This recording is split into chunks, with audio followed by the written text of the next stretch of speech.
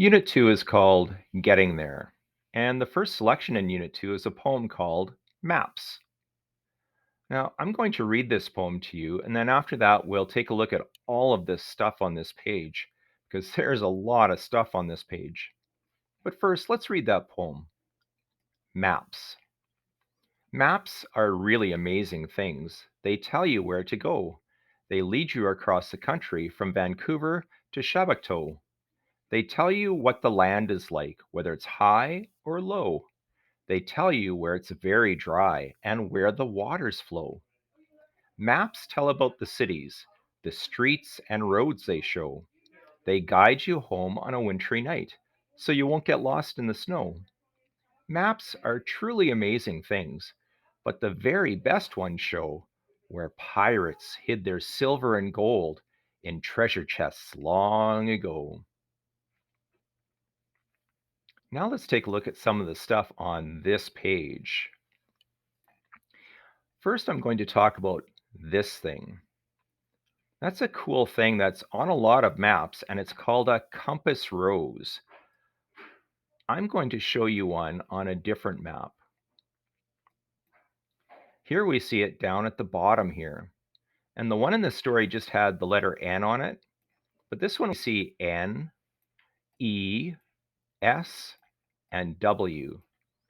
And I'll bet you even know what those letters stand for now. This one, N, is for north, E is for east, S is for south, and W is for west. And they put those on maps just so you know what direction you're headed. So if I'm standing in this spot here and I go this way, I know I'm going north because the N goes up.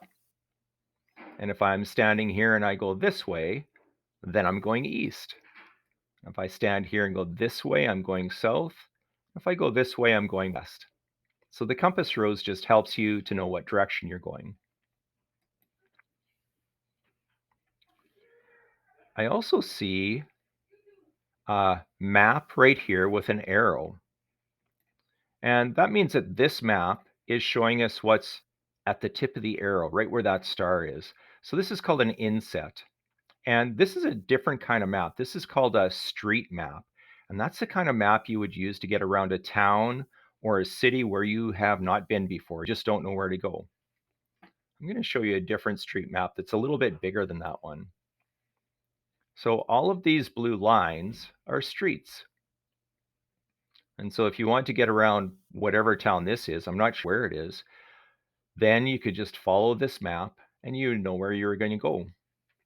And just in case you didn't notice, here's another compass rose. They're part of a lot of maps. So this is a street map. Let's go back to the picture here.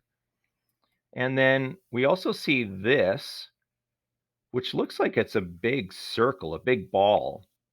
And that's a different kind of map. It's a kind of map called a globe. And you've probably seen one that looks like this, either in your home or at a school. And this kind of map is a big ball like the Earth, and it shows all of the countries around the globe, around the Earth. Very cool. And then there's also this map, which is a different kind of map again. And this kind of map is flat. So it looks like the whole globe has been taken and just flattened out, which is exactly what it is. And you've probably seen maps like that that look more like this, where it's got the whole world on there, all of the countries, but it's a big flat surface. So you can see everything all at once. Very cool. And there's that compass rose we looked at. And there's one more map on here. And it's right there. And it's the Pirates map. Pirates maps usually were drawn by hand. And you might even do this just for fun sometime, bury some treasure and then make a map so somebody else can find it. With a pirate's map, usually there's an X where the treasure is. Or they actually say X marks the spot. Very cool. So we have 4 kinds of maps on this page.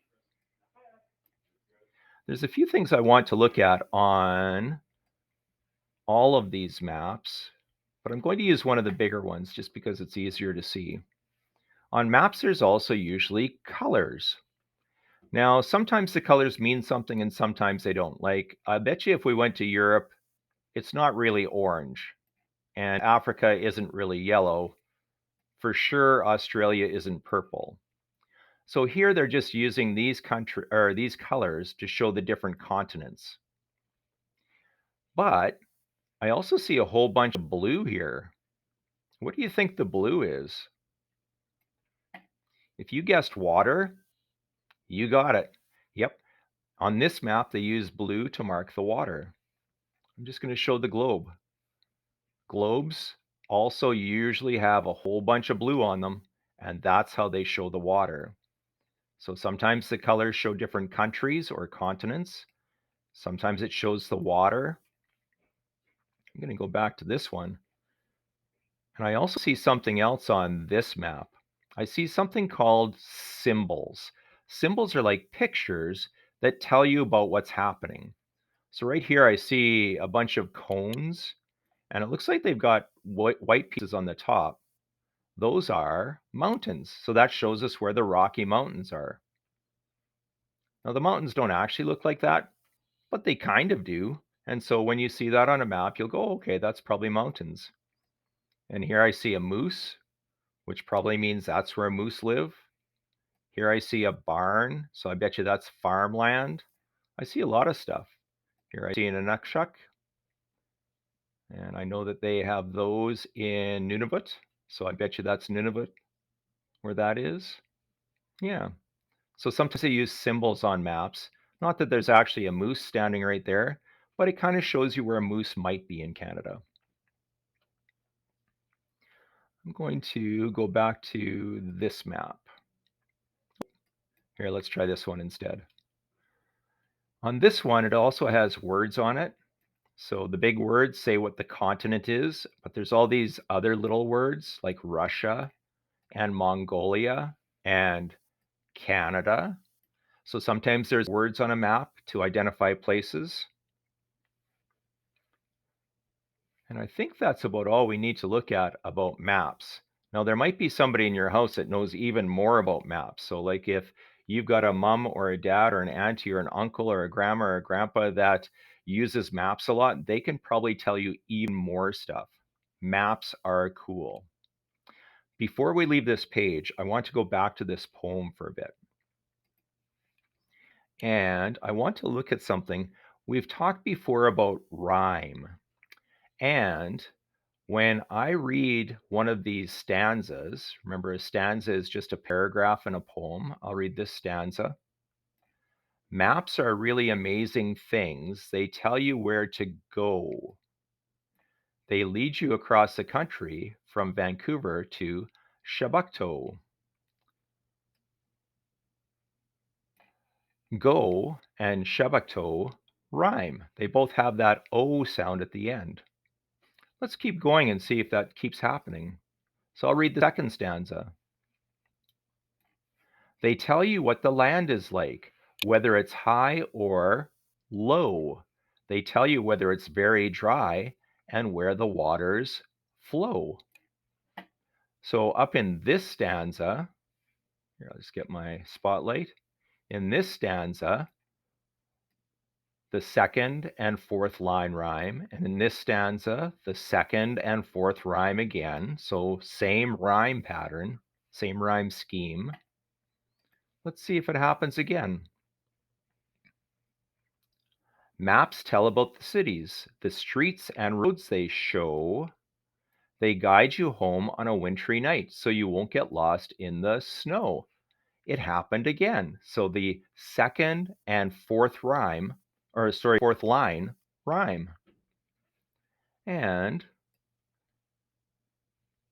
let's try this last one just to see if it keeps going.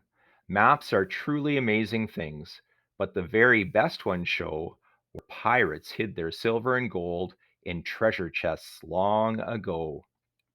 It happened again. Show and ago rhyme. So some poems rhyme, some don't. In this one, we can see that we have the same rhyme pattern or rhyme scheme all the way through the poem.